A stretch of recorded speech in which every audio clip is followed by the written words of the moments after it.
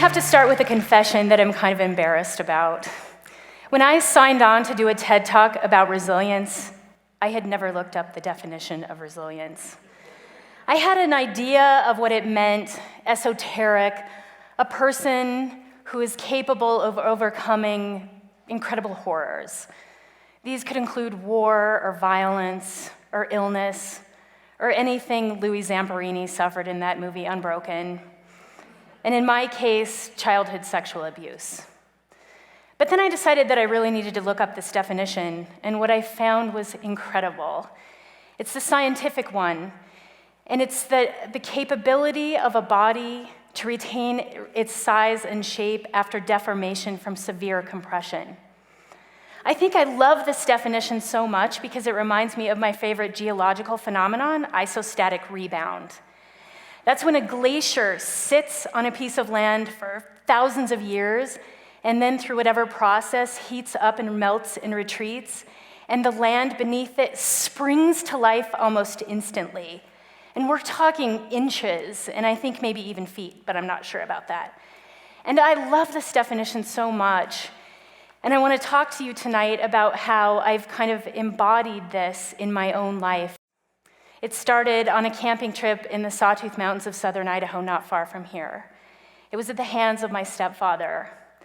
But the thing about this stepfather is that before the abuse happened, he was the farthest thing from a monster.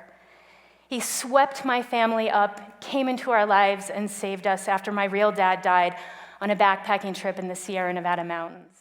And by the time I met him, I was already a little girl who was totally in love with wilderness. There was no place I would rather be than in a river, naked in the sun, splashing and freezing cold, or even standing out in my backyard and begging my mom to spend the night there in my sleeping bag. And this guy rolled into town, and he was like the epitome of Starsky and Luke Skywalker and John Denver, and he also had a Jeep, and he liked backpacking and hiking. And in fact, all of my favorite, happiest, earliest memories were of following him around, skiing at Soldier Mountain, hiking in the Sawtooths, fishing in the Wood River. And then on that camping trip in the Sawtooths, he abused me. But I was a brave and trusting child, and the next morning I woke both of my parents up and I told them what had happened. My dad denied it, my mom believed him, end of story. Except that it wasn't, because the abuse started up a year later and continued until I was 14. And I don't need to go into the details of what actually happened. I'll save you from that. But suffice it to say that he altered my childhood forever. And because I think this was the 80s in Idaho, nobody really knew what to do about this problem. So even though I told a bunch of people and asked for help, no one helped me. And so I realized then that I had to save myself. So at 14 years old, on a hot August night in August of 1985, I ran away. And we lived in Twin Falls, not far from the Snake River Canyon, which if you know anything about base jumping, you know is significant. There's a bridge that spans the canyon and it falls 400 feet into the Snake River, and that's where I was going because I thought I needed to kill myself. I remember I was wearing a Tweety Bird nightgown and a pair of black and pink checkered Vans. And I walked to the bridge and I thought, this is it. Except this thing kicked in. I think it was a survival mechanism, and it said, I am more afraid of leaping to my death than I am of turning around and facing my abuser. So I did just that. I walked off the bridge and I went to my street, but then I kept going. And I went to the home of a friend whose mom was dating a policeman. And the next morning that cop came, and he delivered me to the Health and Welfare Department, and I became a ward of the state of Idaho. Abuse over, and now I got to deal with the ongoing trauma of abuse. And like so many abuse survivors, I did the terrible, terrible things. I abused drugs, I abused alcohol, I was crazy promiscuous. The worst part was that I absolutely hated myself and had no respect and felt totally like I had abandoned my own family. But I was also so lucky because I was that little girl who loved wilderness, and in wilderness I found my healing again. From the time I was in my late teens until yesterday, I have spent as much time as possible outdoors, hiking, skiing, mountain biking, and traveling. And luckily, I fell into a job where I got to write about these things and make money. So now I was hiking, skiing, mountain biking, and traveling to places like Iran and Norway and Iceland and Alaska. And on top of that, I had the most amazing family, a husband I loved, and 2 little boys, and still this ache inside of me. And I think this ache comes from this problem. In the 80s, people really didn't know what to do with sexual abuse. So my dad confessed that he had done something, and the Health and Welfare Department decided that his punishment was a year of abstinence from me, and then they would reunite our family. You can imagine the problems that might have happened from that. But the worst problems were that my dad got away with something really, really terrible while I had to suffer every day because of it. And I did everything I could to not go into that place, but it was still there. And my dad got away with saying he had abused me twice, and that was it. So when it was in my early 30s and I began to feel this weird, unexplainable depression, I told my dad that I wanted to hike him back into the middle of the Sawtooth and talk to him about what happened. And we did that, and it was crazy. I wouldn't recommend it to anyone. But to my dad's credit, he showed up and he answered my questions. I had only 4. When did it start? When did it end? How many times did you do it and why?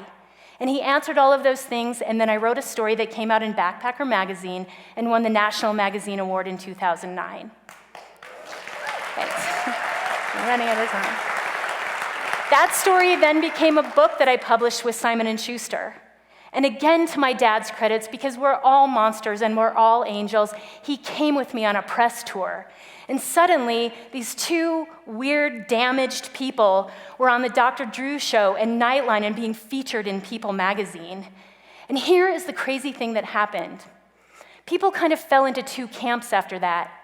Some of them said, "Great, you did it. You talked about that. Now let's put it away and never talk about it again." And the other people said, "Oh my God, you did it. You're so resilient. You survived." But here is the thing about labeling a person who is healing and moving through any kind of trauma a survivor. Scientists are just now beginning to understand the depths that trauma has on our nervous system and our entire bodies. A recent study just came out that shows that the children of Holocaust survivors have genetic changes to their DNA. That means that the effects of trauma can jump a generation. That means that my trauma lives inside my very body. That means that I can't cure my abuse and that there will be no escaping it until I die. But it's okay.